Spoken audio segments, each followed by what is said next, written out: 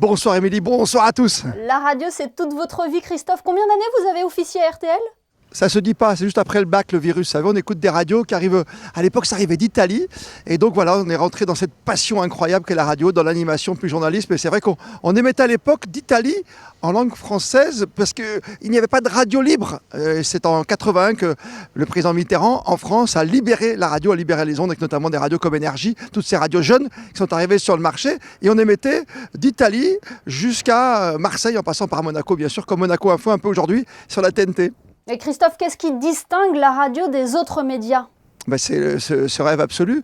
Vous imaginez, bon, aujourd'hui ça a beaucoup changé parce que la radio est filmée, mais à l'époque, quand on était petit ici sur la Côte d'Azur, les gens écoutaient Foucault, Léon et Carole Chabrier. Léon ne voulait pas savoir à quoi il ressemblait. Donc c'était la magie. On ne savait pas si l'animateur ou vous, Émilie, vous aviez 20 ans, 30 ans, 50 ans. Voilà, si on était blond, fort. Voilà, c'était cette magie-là qui faisait la différence à l'époque. Mais ça a évolué, donc nous aussi, nous avons évolué. Cela reste encore l'un des médias les plus populaires, avec 40 millions d'auditeurs par jour.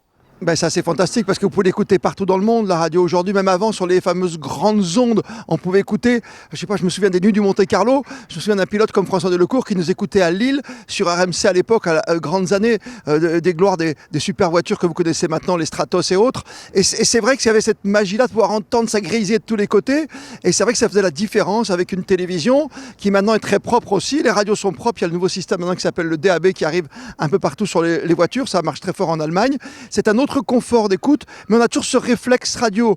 Quand vous comparez Télématin ou Bonjour, à nouvelle émission de TF1, ça fait quoi ? Ça fait du 300 000 à 700 000. Mais la radio, quand Laurent Gérard, par exemple, s'exprime sur RTL ou un autre animateur sur Europe 1, un autre journaliste sur France Inter, c'est quasiment 2 millions de personnes qui touchent à chaque fois. C'est comme ça qu'elle arrive à tenir le coup face aux autres médias ? C'est ça, alors il y a la radio du service public bien sûr qui est devant aujourd'hui, mais derrière il y a évidemment heureusement des partenaires qui aident, il faut des finances, il y a beaucoup de pubs sur certaines chaînes de radio, mais on arrive à se battre parce qu'il y a toujours ce réflexe du matin, il y a toujours votre réflexe, vous amenez les enfants à l'école à 8h moins 10, vous savez qu'à 8h moins 10 vous aurez l'horoscope ou vous aurez un journal des sports, vous voyez, il y a toujours ce petit réflexe qui vous conditionne, qui conditionne votre journée. Et puis elle doit se réinventer tout de même pour résister à cette concurrence en utilisant les nouvelles technologies. En nouvelle technologie, je vous parlais de DAB tout à l'heure, il y a déjà aussi une nouvelle tendance, il a fallu se réadapter puisqu'on est filmé comme on le disait, alors même il y a des podcasts aujourd'hui qui sont uniquement radio, uniquement télé comme vous l'avez chez vous à Monaco Info avec Geneviève Berthy, tout le monde se réinvente, moi je vois aujourd'hui je travaille pour une radio qui s'appelle Radio Sport, c'est pas qu'une radio, c'est un site où on peut se filmer, on peut faire autre chose, on va participer aux Jeux Olympiques, au Tour de France, sur une autre version, il faut trouver des idées, ça qui est bien pour ceux qui nous écoutent, c'est que la radio évolue tout le temps, depuis cette nécessité, par exemple pendant une période de guerre, de l'appel du général de Gaulle, on arrive à en faire un plaisir aussi, mais on se méfie toujours parce que les nouvelles technologies peuvent être, ça vous le savez Émilie, piratées assez souvent. C'est arrivé chez des confrères de télévision comme de radio. Vous mentionnez les faits historiques, elle a joué un rôle important dans l'histoire. Je pense à Radio Londres pendant la Seconde Guerre mondiale. On peut mentionner aussi le rôle de RFI qui diffuse des messages des familles aux otages français. C'est très important. Vous vous rendez compte de pouvoir diffuser longtemps et longtemps, partout dans une jungle colombienne, en Afrique ou ailleurs, un message pour dire qu'on était avec vous, qu'on était là pour les soutenir.